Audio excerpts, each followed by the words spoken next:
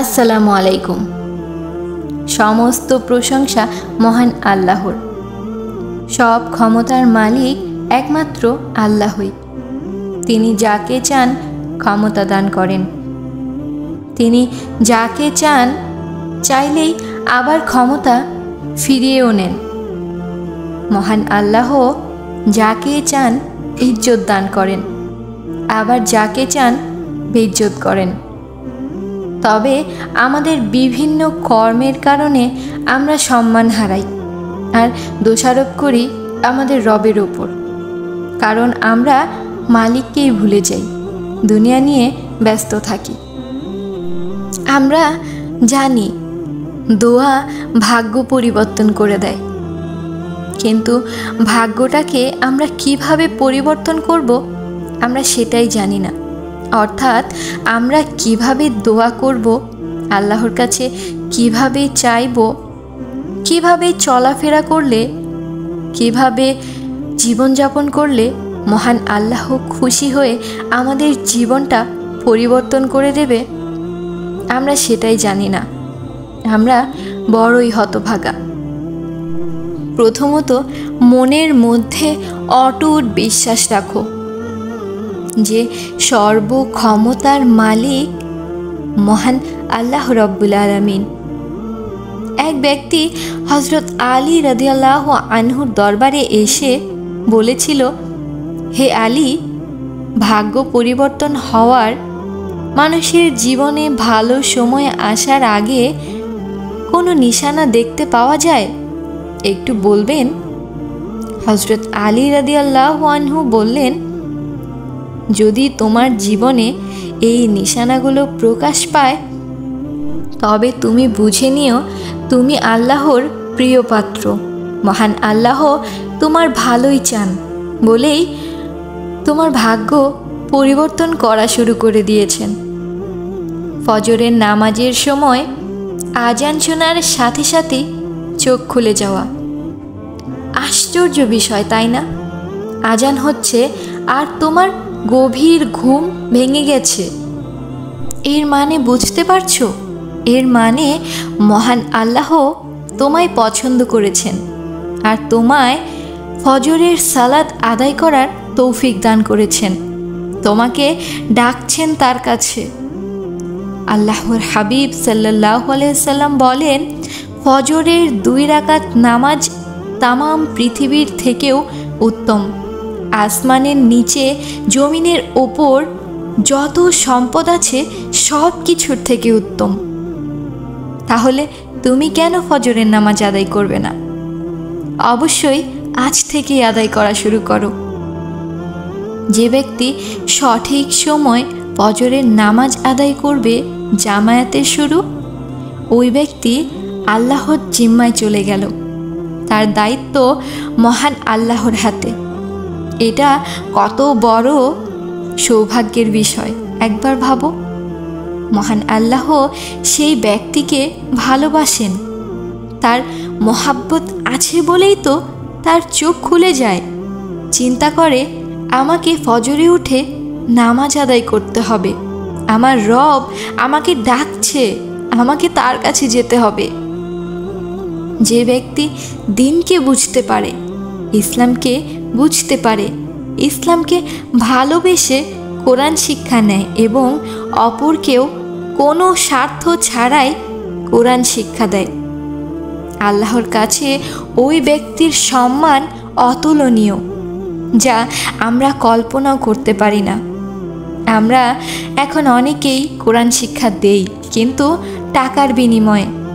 আল্লাহর সন্তুষ্টির জন্য আমরা কিছুই করি না। যারা বিপদে ধৈর্য ধারণ করে, মহান আল্লাহ বলেন, যারা ধৈর্যশীল তাদের পাশে আমি স্বয়ং আছি। যারা ধৈর্যশীল মহান আল্লাহ তাদের দেখেন, তাদের পরীক্ষা করেন যে তিনি যে বিপদ দিয়েছেন সেই ব্যক্তিরা কি এর ওপর সন্তুষ্ট নাকি হায় হতাশে মগ্ন, তিনি পরীক্ষা করেন। আর যারা তারপরও এই কথাটি বলেন, হে আল্লাহ, আপনি আমাকে বিপদ দিয়েছেন, আমি জানি পরীক্ষার জন্যই।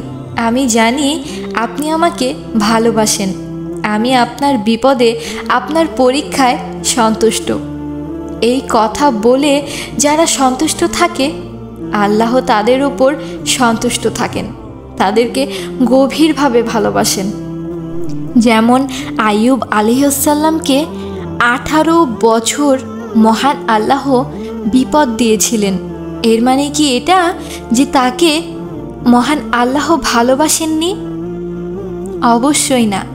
কিন্তু তিনি তারপরও মহান আল্লাহর ওপর সন্তুষ্ট ছিলেন। প্রতিদানে মহান আল্লাহ তাকে যুবক বানিয়ে দিয়েছেন, সুবহানাল্লাহ। অর্থ সম্পদের মালিক বানিয়ে দিয়েছিলেন, সৌন্দর্য বৃদ্ধি করে দিয়েছিলেন, সুবহানাল্লাহ। আর ইউনুস আলাইহিস সালাম, উনি তো 40 দিন মাছের পেটে থাকার সত্ত্বেও আল্লাহর কাছে এক কথাই বলেছেন, হে আল্লাহ, আমি জানি আপনি আমাকে মোহাব্বত করেন, তাই আমাকে পরীক্ষায় ফেলেছেন। আমি আপনার পরীক্ষায় সন্তুষ্ট, ধৈর্যশীল।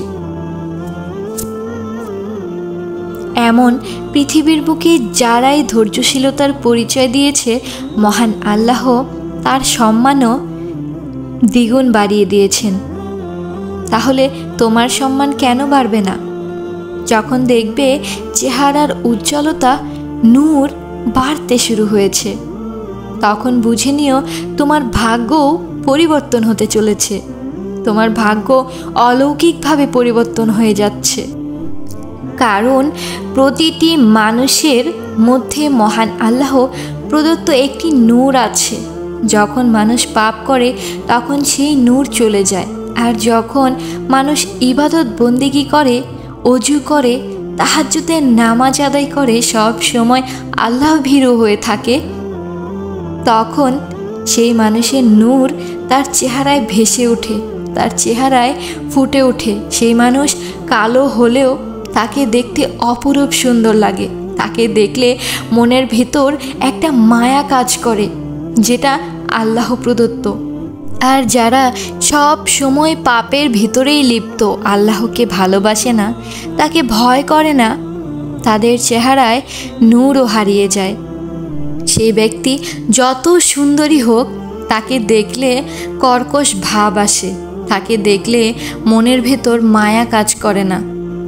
যখন দেখবে আশেপাশের মানুষ তোমাকে ভালোবাসে, বুঝে নিও মহান আল্লাহও তোমাকে ভালোবাসে। আল্লাহ যখন কাউকে ভালোবাসেন, তখন জিবরাইল আলাইহিস সালামকে বলেন, তুমিও তাকে ভালোবাসো। জিবরাইল আলাইহিস সালাম প্রথম আসমানে এসে বলেন, হে ফেরেশতাগণ, অমুক ব্যক্তিকে মহান আল্লাহ ভালোবাসেন, আমিও ভালোবাসি, তোমরাও ভালোবাসো। সুন্দর এই নিশানিগুলোও যদি তোমার মধ্যে প্রকাশ পেয়ে থাকে, তাহলে বুঝে নিও তোমার দুর্দিন শেষ হতে চলেছে, তোমার সুসময় আসতে চলেছে, তোমার ভাগ্য পরিবর্তন হতে চলেছে ইনশাআল্লাহ।